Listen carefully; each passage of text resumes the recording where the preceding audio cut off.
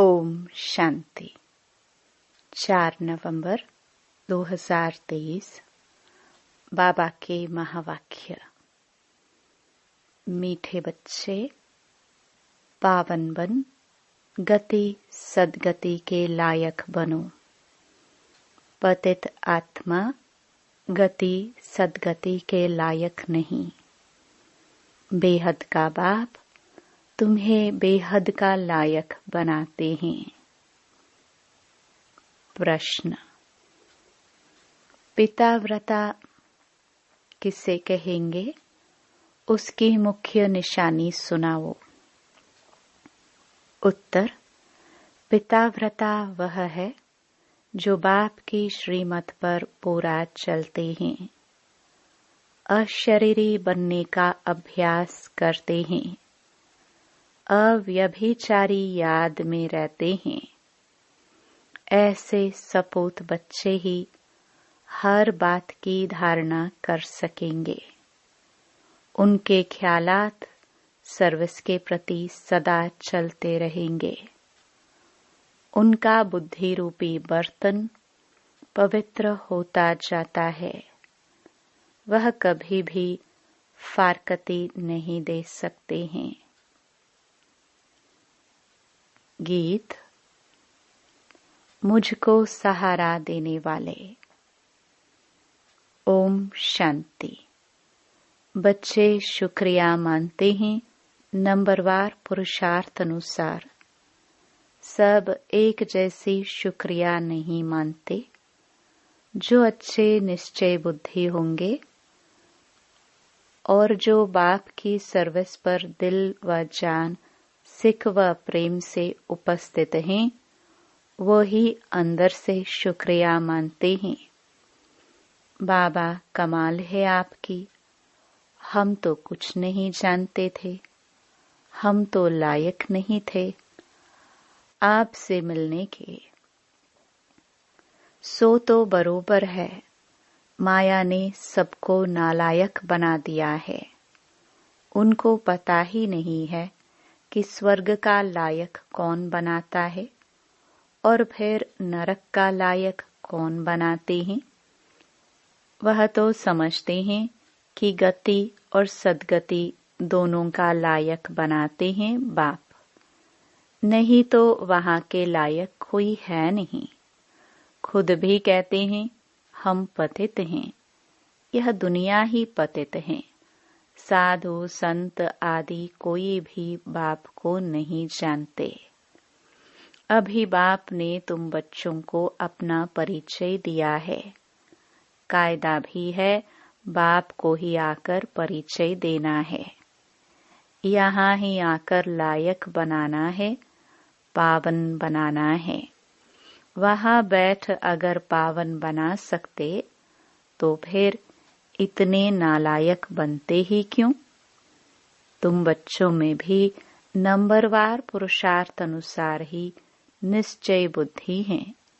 बाप का परिचय कैसे देना चाहिए, यह भी अक्ल होना चाहिए। शिवाय नमः भी जरूर है। वही मात पिता ऊंच ते ऊंच है। ब्रह्मा विष्णु शंकर तो रचना है। उनको क्रिएट करने वाला जरूर बाप होगा। माँ भी होनी चाहिए। सबका गॉड फादर तो एक है जरूर। निराकार को ही गॉड कहा जाता है। क्रिएटर हमेशा एक ही होता है। पहले पहले तो परिचय देना पड़े अलफ का। यह युक्त परिचय कैसे दिया जाए, यह भी समझना है। भगवान ही ज्ञान का सागर है। उसने ही आकर राजयोग सिखाया। वह भगवान कौन है? पहले अलफ की पहचान देनी है। बाप भी निराकार है, आत्मा भी निराकार है। वह निराकार बाप आकर बच्चों को वर्षा देते हैं। किसी के द्वारा तो समझाएंगे ना। नहीं तो राजाओं का राजा कैसे बनाया? सत्युगी राज्य किसने स्थापन किया? हेवन का रचयिता कौन है? जरूर हेवनली गॉड फादर ही होगा। वह निराकार होना चाहिए। पहले पहले फादर की पहचान देनी पड़ती है। श्री कृष्ण को और ब्रह्मा विष्णु शंकर को फादर नहीं कहेंगे। उनको तो रचा जाता है। जब सूक्ष्म वतन वालों को भी रचा जाता है, वह भी क्रिएशन है। फिर स्थूल वतन वालों को भगवान कैसे कहेंगे? गाया जाता है देवताय नमः, वह है शिवाय नमः। मुख्य है ही यह बात। अब प्रदर्शनी में तो घड़ी घड़ी एक बात नहीं समझाएंगे। यह तो एक एक को अच्छी रीति समझाना पड़े, निश्चय कराना पड़े। जो भी आए उनको पहले यह बताना है कि आओ तो तुमको फादर का साक्षात्कार कराए। फादर से ही तुमको वर्षा मिलना है। फादर ने ही गीता में राजयोग सिखाया है। श्री कृष्ण ने नहीं सिखाया। बाप ही गीता के भगवान हैं। नंबर 1 बात है यह। श्री कृष्ण भगवानुवाच नहीं है। रुद्र भगवानुवाच व सोमनाथ शिव भगवानुवाच कहा जाता है। हर एक मनुष्य की जीवन कहानी अपनी अपनी है, एक न मिले दूसरे से। तो जो भी आए तो पहले पहले इस बात पर समझाना है। मूल बात समझाने की यह है। परमपिता परमात्मा का ऑक्यूपेशन यह है। वह बाप है, यह बच्चा है। वह हेवनली गॉड फादर है। यह हेवनली प्रिंस है। यह बिल्कुल क्लियर कर समझाना है। मुख्य है गीता। उनके आधार पर ही और शास्त्र हैं। सर्वशास्त्रमयी शिरोमणि भगवत गीता है। मनुष्य कहते हैं तुम शास्त्र वेद आदि को मानते हो। अरे, हर एक अपने धर्म शास्त्र को मानेंगे। सभी शास्त्रों को थोड़े ही मानेंगे। हाँ, सब शास्त्र हैं जरूर, परंतु शास्त्रों को जानने से भी पहले मुख्य बात है कि बाप को जानना, जिससे वर्षा मिलना है। वर्षा शास्त्रों से नहीं मिलेगा। वर्षा मिलता है बाप से। बाप जो नॉलेज देते हैं, वर्षा देते हैं, उसका पुस्तक बना हुआ है। पहले पहले तो गीता को उठाना पड़े। गीता का भगवान कौन है? उसमें ही राजयोग की बात आती है। राजयोग जरूर नई दुनिया के लिए ही होगा। भगवान आकर पतित तो नहीं बनाएंगे। उनको तो पावन महाराजा बनाना है। पहले पहले बाप का परिचय दे और यह लिखाओ बरोबर, मैं निश्चय करता हूँ यह हमारा बाप है। पहले पहले समझाना है शिवाय नमः।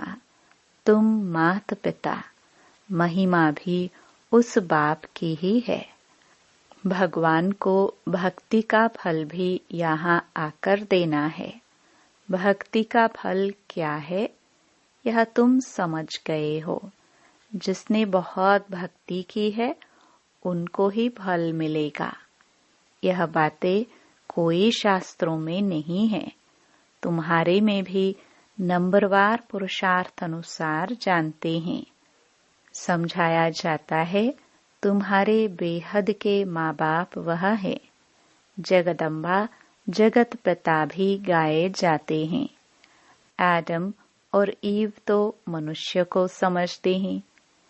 ईव को मदर कह देते। राइट वे में ईव कौन है, यह तो कोई नहीं जानते। बाप बैठ समझाते हैं। हाँ, कोई फट से तो नहीं समझ जाएगा।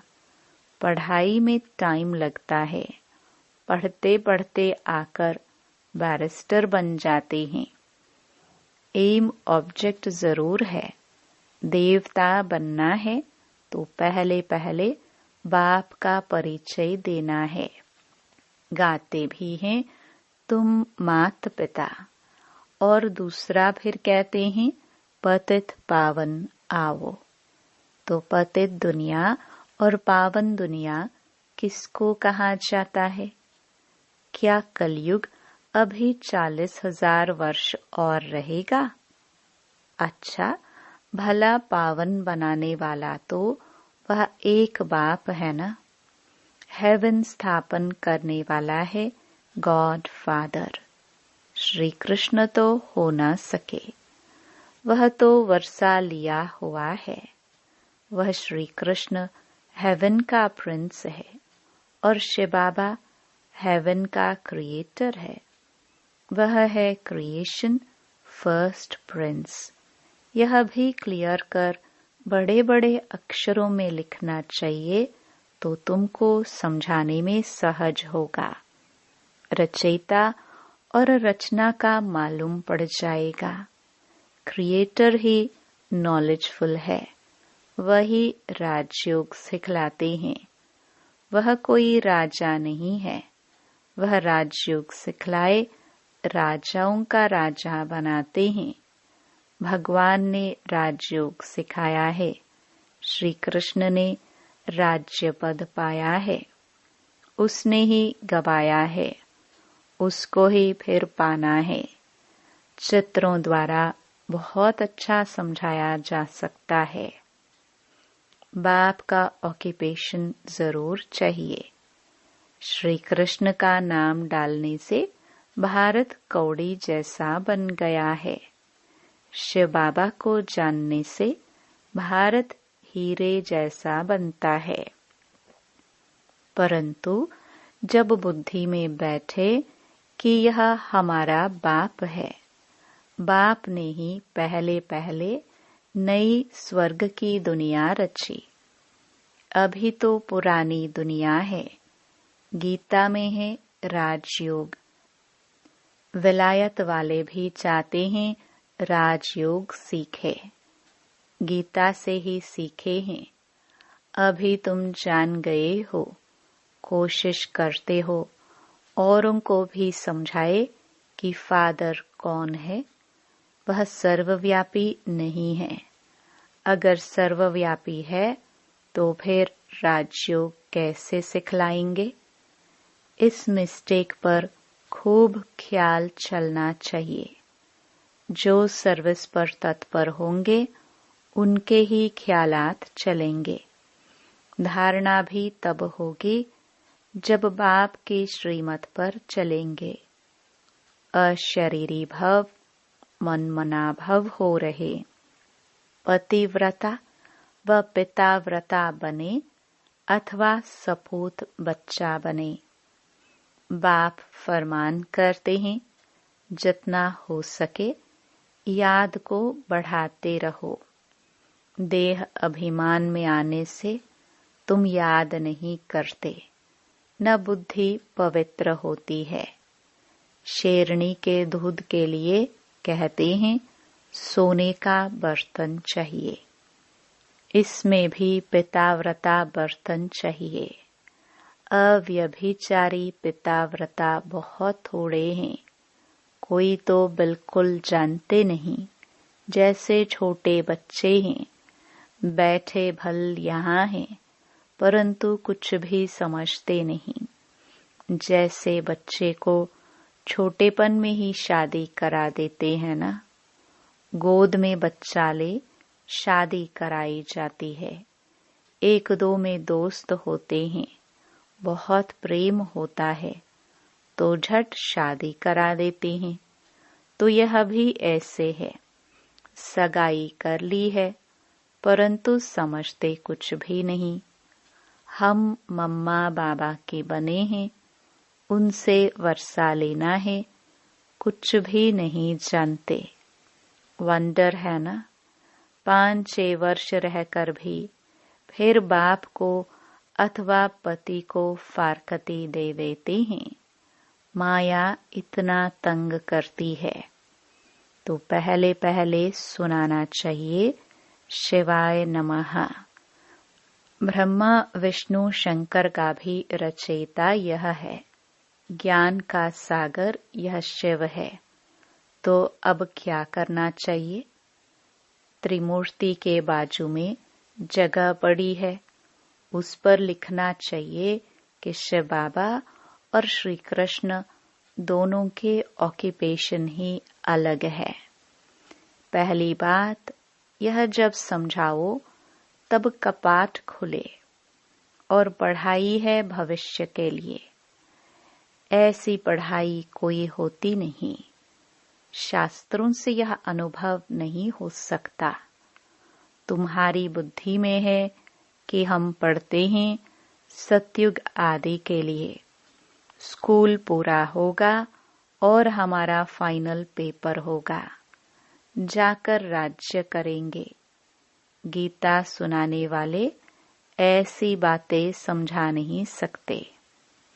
पहले तो बाप को जानना है, बाप से वर्षा लेना है। बाप ही त्रिकालदर्शी हैं, और कोई मनुष्य दुनिया में त्रिकालदर्शी नहीं। वास्तव में जो पूज्य हैं वही फिर पुजारी बनते हैं। भक्ति भी तुमने की है और कोई नहीं जानते। जिन्होंने भक्ति की है वही पहले नंबर में ब्रह्मा, फिर ब्रह्मा मुख वंशावली हैं। आपे ही पूज्य भी यह बनते हैं। पहले नंबर में पूज्य ही फिर पहले नंबर में पुजारी बने हैं, फिर पूज्य बनेंगे। भक्ति का फल भी पहले उन्हें मिलेगा। ब्राह्मण ही पढ़कर फिर देवता बनते हैं, यह कहाँ लिखा हुआ नहीं है। भीष्म पितामह आदि को मालूम तो पड़ा है ना कि इन्हों से ज्ञान बाण मरवाने वाला कोई और है। यह समझेंगे जरूर कि कोई ताकत है। अभी भी कहते हैं कोई ताकत है जो इन्हों को सिखाती है। बाबा देखते हैं यह सब मेरे बच्चे हैं, इन आंखों से ही देखेंगे। जैसे पितृ श्राद्ध खिलाते हैं तो आत्मा आती है और देखती है यह फलाने हैं, खाएगा तो आंखें आदि उनके जैसी बन जाएगी। टेम्पररी लोन लेते हैं। यह भारत में ही होता है। प्राचीन भारत में पहले पहले राधे कृष्ण हुए। उन्हों को जन्म देने वाले ऊंच नहीं गिने जाएंगे। वह तो कम पास हुए हैं ना। महिमा शुरू होती है श्री कृष्ण से। राधे कृष्ण दोनों अपनी अपनी राजधानी में आते हैं। उन्हों के माँ बाप से बच्चे का नाम जास्ती है। कितनी वंडरफुल बातें हैं। गुप्त खुशी रहती है। बाप कहते हैं मैं साधारण तन में ही आता हूँ। इतना माताओं का झुंड संभालना है, इसलिए साधारण तन लिया है, जिससे खर्चा चलता रहा। शिव बाबा का भंडारा है। भोला भंडारी अविनाशी ज्ञान रत्नों का भी है। और फिर एडॉप्टेड बच्चे हैं, उन्हों की भी संभाल होती आती है। यह तो बच्चे ही जाने। पहले पहले जब शुरू करो तो बोलो शिव भगवानुवाच। वह सबका रचयिता है। फिर श्री कृष्ण को ज्ञान सागर, गॉड फादर कैसे कह सकते? लिखत ऐसी क्लियर हो जो पढ़ने से अच्छी रीति बुद्धि में बैठे। कोई कोई तो 2-3 वर्ष लगते हैं समझने में। भगवान को आकर भक्ति का फल देना है। ब्रह्मा द्वारा बाप ने यज्ञ रचा, ब्राह्मणों को पढ़ाया, ब्राह्मण से देवता बनाया, फिर नीचे आना ही है। बड़ी अच्छी समझानी है। पहले यह सिद्ध कर बताना है, श्री कृष्ण हेवनली प्रिंस है, हेवनली गॉड फादर नहीं। सर्वव्यापी के ज्ञान से बिल्कुल ही तमो प्रधान बन गए हैं। जिसने बादशाही दी उनको भूल गए हैं। कल्प कल्प बाबा राज्य देते हैं और हम फिर बाबा को भूल जाते हैं। बड़ा वंडर लगता है। सारा दिन खुशी में नाचना चाहिए। बाबा हमको विश्व का मालिक बनाते हैं।